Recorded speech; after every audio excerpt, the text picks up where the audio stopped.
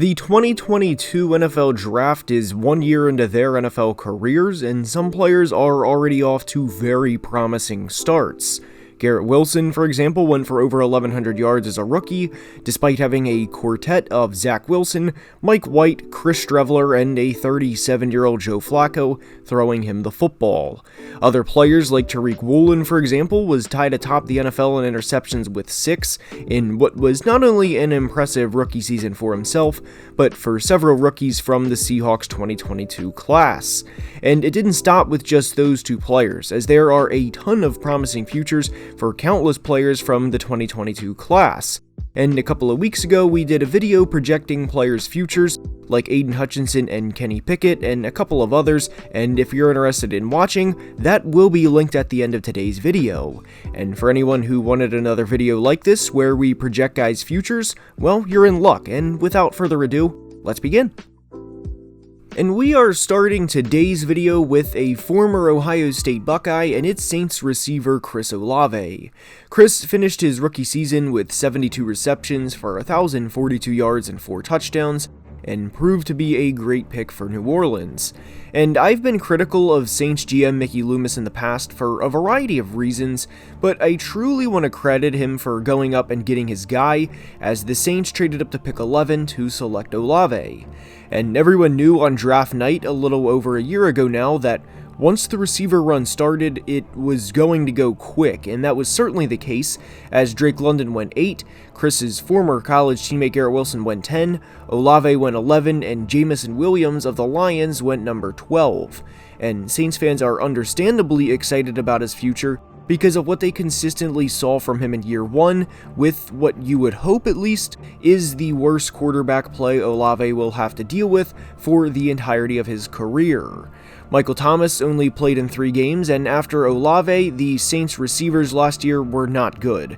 So defense's focus week in and week out, at least from a passing game standpoint, was how do we stop Chris, as the Saints' second and third receivers last year finished with 488 yards in Rashid Shaheed and Traquan Smith, who finished the year with 278 receiving yards. And Juwan Johnson, the team's tight end, finished the year second on the team with 508 yards. So needless to say, it was Olave against the best the other team had to offer every single week, and he consistently produced, and not surprisingly, with improved quarterback play from Derek Carr, we are projecting Olave to build on what he did in his rookie year, and it wouldn't surprise me at all if he had over 90 catches for over 1,300 yards and 7 or 8 touchdowns in 2023. Hell, double-digit touchdowns wouldn't surprise me either. An underrated part of Olave's rookie season is he played in 15 of 17 games, and if he stayed on the same pace for a full 17 games, he would have finished the year with 1,180 yards in a less than ideal situation. And one thing that I was monitoring throughout the year with Chris, and I even brought it up on the channel a few times, was he never had a bad game on the stat sheet. Sure, he had some less productive games than others, but out of the 15 games he played in his rookie season, the lowest amount of yards he had in a singular game was 40, and I don't think it can be emphasized enough how impressive that is. Justin Jefferson, the 2022 Offensive Player of the Year last year, had a game with 14 yards. Jamar Chase had a game with 29 yards, and these games will eventually happen for Chris, but to never back down and to never waver as a rookie, despite having every inkling and opportunity to do so, is a big reason to believe in him moving forward. And he is the best weapon Derek Carr will throw to in 2023, and probably 2024 for that matter too, and I have very big expectations for Chris and his future. If he stays healthy, which for the sake of this video we are assuming he and everyone else is when projecting their careers, I'd be very surprised if he doesn't start his career with 3 or 4 straight 1,000-yard years. Next up is the number 1 overall pick from the class, and it's Trayvon Walker of the Jags.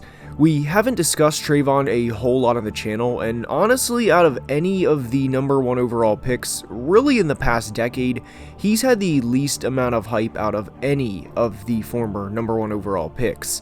And I try to be realistic with player projections and team situations in what they could do moving forward, but the Trayvon Walker selection was never one I was in love with, and his draft rise was truly something to watch, as entering the combine, Trayvon was viewed as a mid to late first round pick.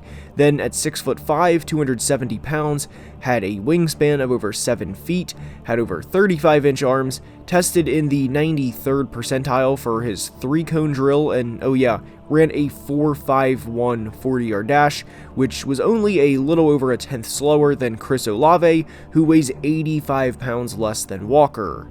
Needless to say, Trayvon from an athletic standpoint is an absurd human being, and there's not a lot of people that can do what he can at his size, not just in the NFL, but on the planet. And the Jags wanted to capitalize on this type of athlete, and he became their second straight number 1 overall pick a year after quarterback Trevor Lawrence. And in the 2022 class's rookie year, Trayvon finished 4th in pressures with 36 and had 3.5 sacks.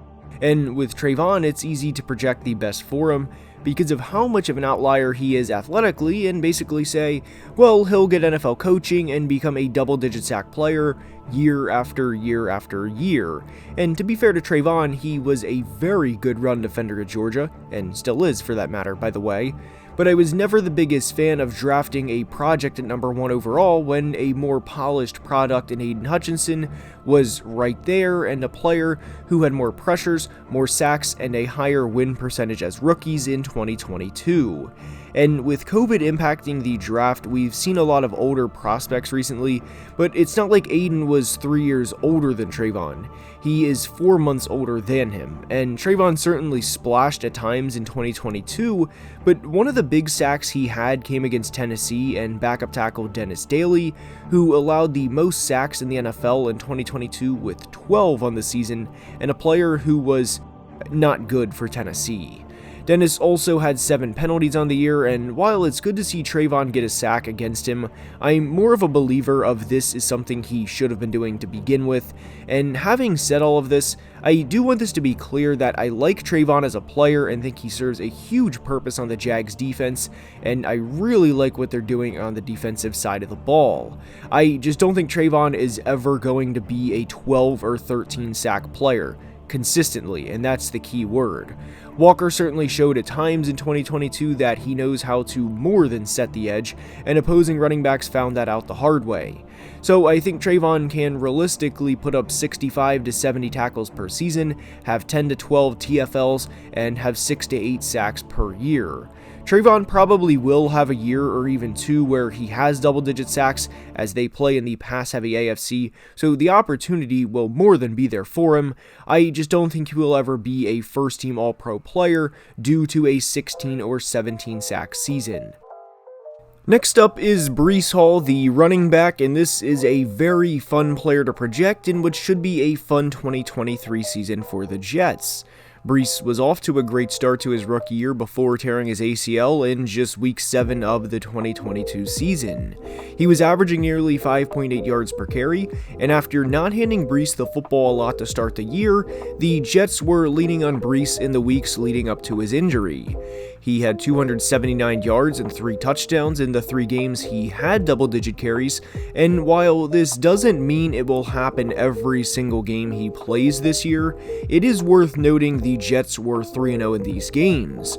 I think it's also worth noting these games occurred in weeks 4 through 6, which is when Zach Wilson came back, and you can probably imagine Zach was not playing well, and certainly wasn't making Breece or really anyone's life easier during this time. And during this 3-game stretch, Zach was just 42 of 75 for 572 yards, 1 touchdown and 2 picks, which would have put him on pace to throw for just 6 touchdowns and 11 interceptions for a full 17-game season. And the reason we bring this up during the Breece Hall segment is I highly doubt Aaron Rodgers plays as bad in 2023 as Zach Wilson did in 2022. meaning Breece's quarterback will force the defense to pay attention to somebody other than him for the entirety of the 23 season. And within that 3-game stretch of Wilson and Breece being on the field at the same time, Zach threw the longest completion of his career to Breece Hall, as it was a 79-yard gain against the Dolphins. Hall is a do-it-all back, and even in the game he tore his ACL, he had 4 carries for 72 yards, and I do believe he would have had his second straight 100-yard rushing game. He had 21 total carries in the first 3 games of the season last year, so his numbers in 7 games may not look too impressive, but based on the 7 games he played last year, he was still on pace to rush for over 1,100 yards and 10 touchdowns, which I think is very impressive for a player in the situation Breece was in. And we discussed the situational impact that Chris Olave had with poor quarterback play and nobody else on the offense to help him out. And in some ways, not every way to be clear because Garrett Wilson was still on the team, but in some ways Breece had a similar situation. And there was even a span during the time Breece played where Garrett Wilson had just 10 catches in 4 games, meaning the Jets had almost 0 passing game and were still finding ways to win. And for Breece to not only be effective, but a great player with the ball in his hands. And if he stays healthy this year, I think he will rush for over 12 or 1,300 yards, have 9 or 10 touchdowns, and have a few touchdowns in the receiving game too. The Jets offense is going to be very fun to watch this year. And Seahawks fans, do not worry, we didn't forget about them and what was a phenomenal draft class for them. And the first player we are going to discuss from this class is running back Kenneth Walker. And this isn't exactly a groundbreaking take here, but I don't think he's going to be a great player statistically this year, and it has nothing to do with talent. It has everything to do with both Zach Charbonnet, a talented back from UCLA, they spent a 2nd-round pick on this year, and with all of the receiving options the Seahawks have, from DK to JSN, and of course Tyler Lockett and Noah Fant. Meaning they can and will use both Kenneth and Charbonnet to the point where it obviously benefits the team, but simultaneously protects their health to ensure each are healthy in December and January, and during a time where this team intends to play, and hell, even into February for that matter too. They anticipate playing then, which is different than me saying they're going to the Super Bowl. I still think Kenneth can rush for 1,000 yards, as with a 17-game season, that equates to 58.8 yards per game, which is very doable. So I would be surprised if Kenneth isn't a consistent 1,000-yard back. I just don't think he will be a 1,400 or 1,500-yard back. Tariq Woolen's interception number will probably go down this year, as teams found out the hard way last year. He's not a guy you want to mess with, and he proved time after time after time. But where I think Tariq will have a big impact in 2023, honestly won't be on the stat sheet, at least not for him.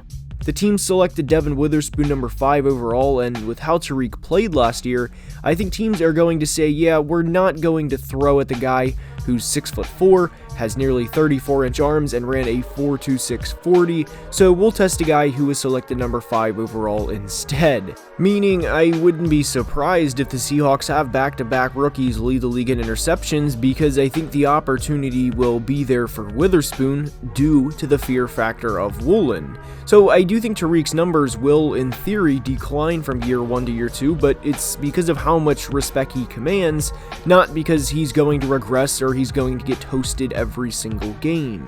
But with that being said, that's all I have for today. I hope you enjoyed, and if you did, please like the video and subscribe to the channel, as it helps the growth tremendously. My Twitter and Patreon links are in the description, and until next time, please be safe and have a great day. Love you guys.